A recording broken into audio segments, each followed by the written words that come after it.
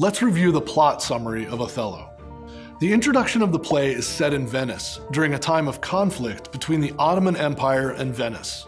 As the play begins, the Turks are preparing for war against the Venetians and are likely to attack either Cyprus or Rhodes.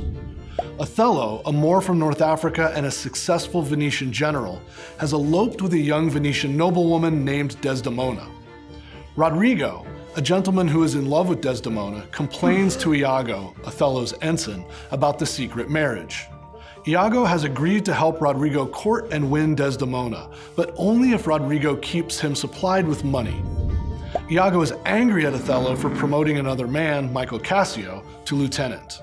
At play's opening, Iago and Rodrigo cause a ruckus at Brabantio's home and reveal that Brabantio's daughter, Desdemona, has eloped with Othello. Iago leaves before his identity is known and goes back to Othello. Cassio joins them, bringing a message from the Duke of Venice that Othello is required to turn back the Turkish attack on Cyprus.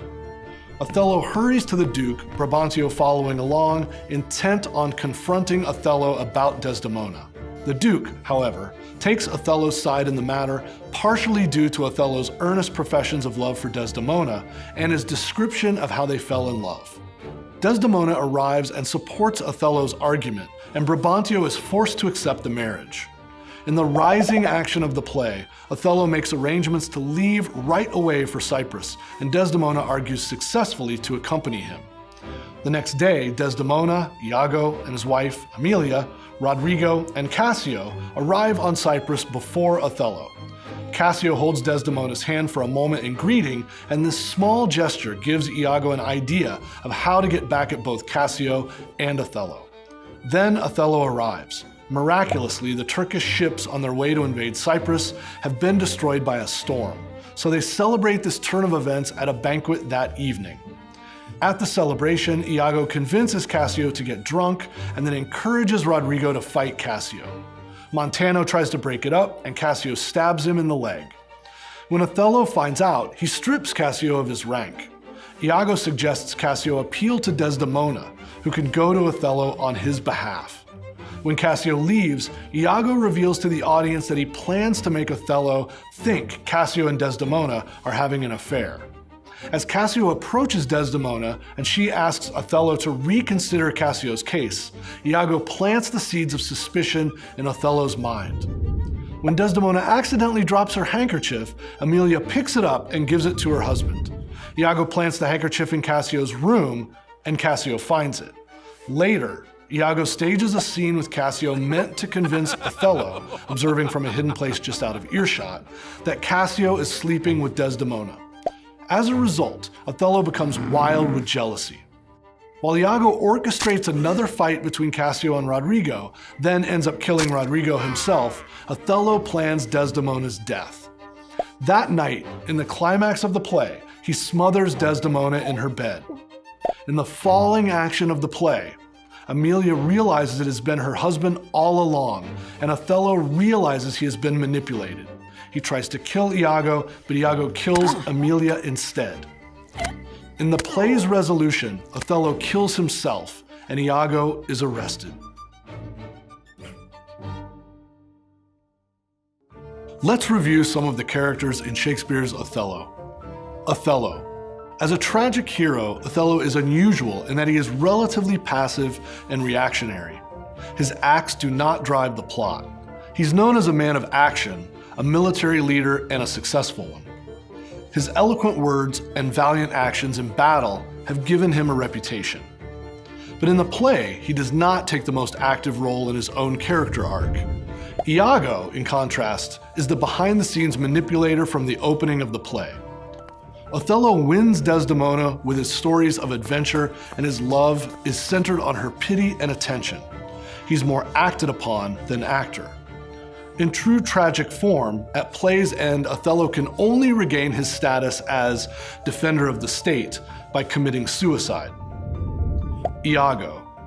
Iago declares early on in the play, "I am not what I am," and indeed, the audience might well leave the play wondering, who is Iago? What is his motivation for causing such utter destruction in the lives of arguably innocent people? Is he angry at being passed up for a promotion? Does he think Emilia has been sleeping with Othello? These petty motivations seem inadequate in light of the absolute thoroughness with which Iago manipulates the people around him. He's masterful at immediately assessing a person's strengths and how they can be turned into weaknesses. He exploits Rodrigo's desire for Desdemona and his generosity with money. He leverages Cassio's desire to please Othello. He turns Desdemona's kindness to Cassio against both herself and Othello. And he keys in on Othello's love for Desdemona as the one weak point in Othello's character. Desdemona. Desdemona begins the play with strength and purpose. She falls in love with Othello and acts on her own to elope with him, eschewing social conventions. She goes with him on the military mission to Cyprus, and she is unwavering in her kindness to Cassio. Through no fault of her own, her independent spirit and goodness are used against her by Iago in his plot to ruin Othello. Yet her actions on her deathbed are curious. She's ready to take the blame for her own death and meets her death passively. These contradictions suggest that Desdemona's idea of a life of romantic adventure is a dangerous fantasy. Cassio. Michael Cassio has recently been appointed as Othello's second in command, much to the chagrin of Iago. Cassio's flaws open him up to exploitation by Iago, who seeks revenge for this appointment. He's also a flirt who tends to characterize women as Madonnas, Desdemona, or whores, Bianca. Rodrigo. In love with Desdemona, Rodrigo is wealthy and foolish. He provides a steady flow of income to Iago, who has promised to help Rodrigo woo Desdemona. His desperation makes him susceptible to Iago's manipulations, and Iago convinces Rodrigo to help kill Cassio, who has been positioned by Iago as a rival suitor for Desdemona. In the end, Iago kills Rodrigo. Let's review the main symbols in Othello.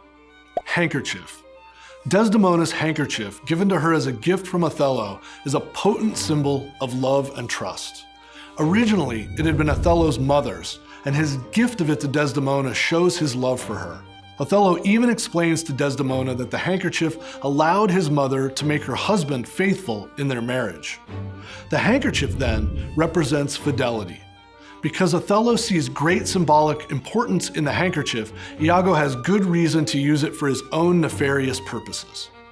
When Desdemona accidentally loses it, Emilia gives it to Iago, who controls its symbolism.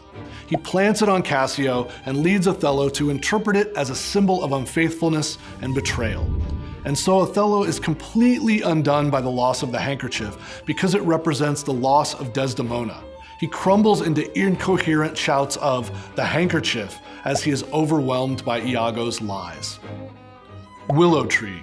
As Desdemona and Emilia prepare for bed, Desdemona shares a song of willow.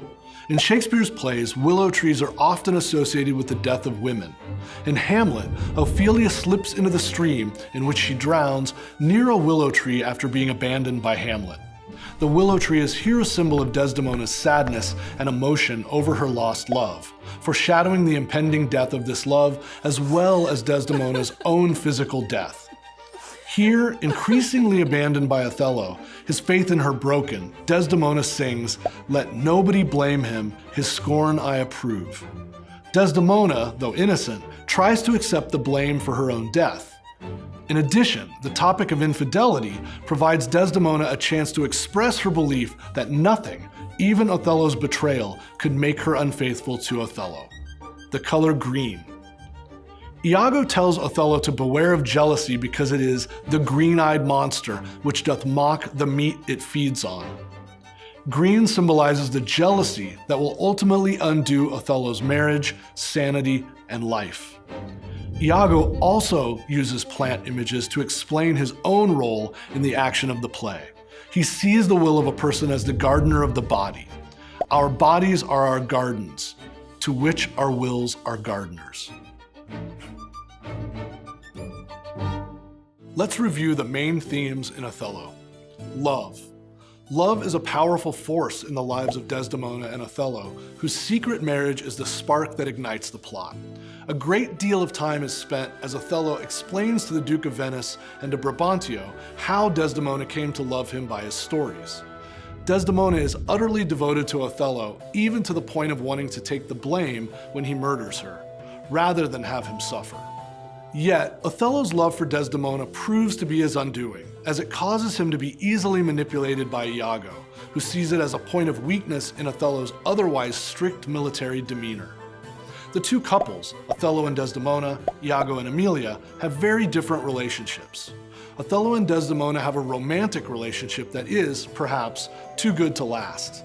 In contrast, Iago and Emilia's relationship is plagued by mistrust and misogyny. Betrayal. Trust and betrayal are features of nearly every relationship in Othello.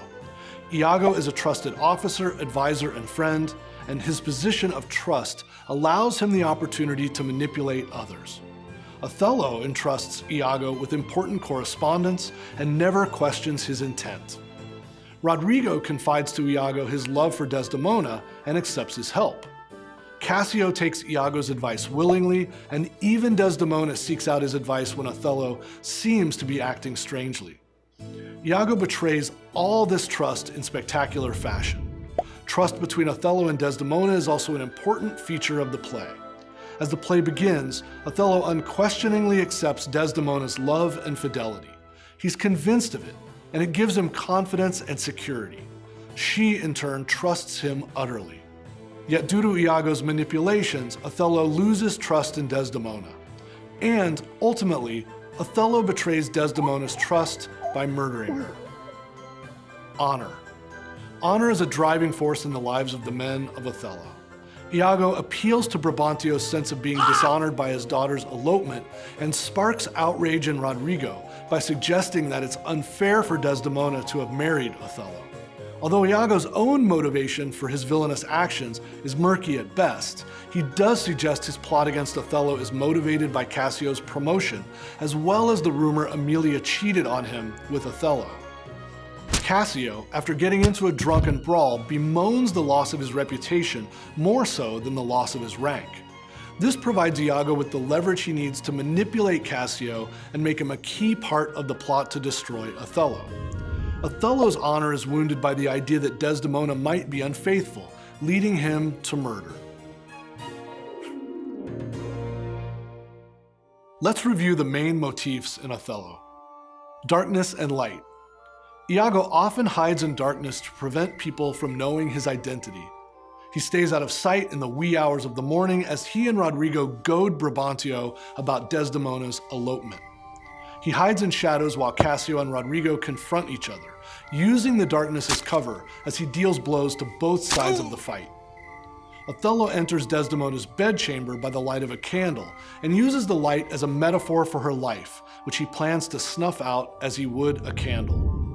Desdemona's and Othello's contrasting skin colors are also illustrated through the text. Desdemona is called a white ewe and fair Desdemona, while Othello is referred to as a black ram and black Othello. In addition, the contrast of Othello's dark skin and Iago's light skin brings situational irony to the portrayals in the play.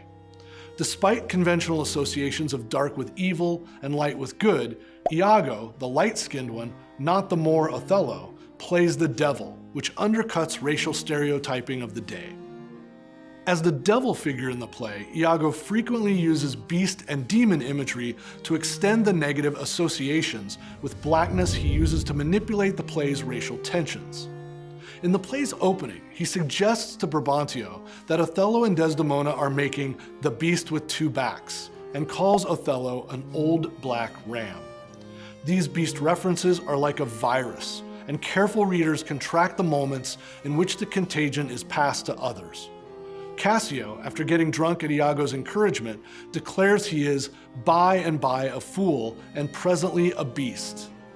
And when Iago plants the seed of suspicion in Othello's mind, Othello too begins to use animal and hell references. "Goats and monkeys," he exclaims to Lodovico after he learns he's been recalled back to Venice.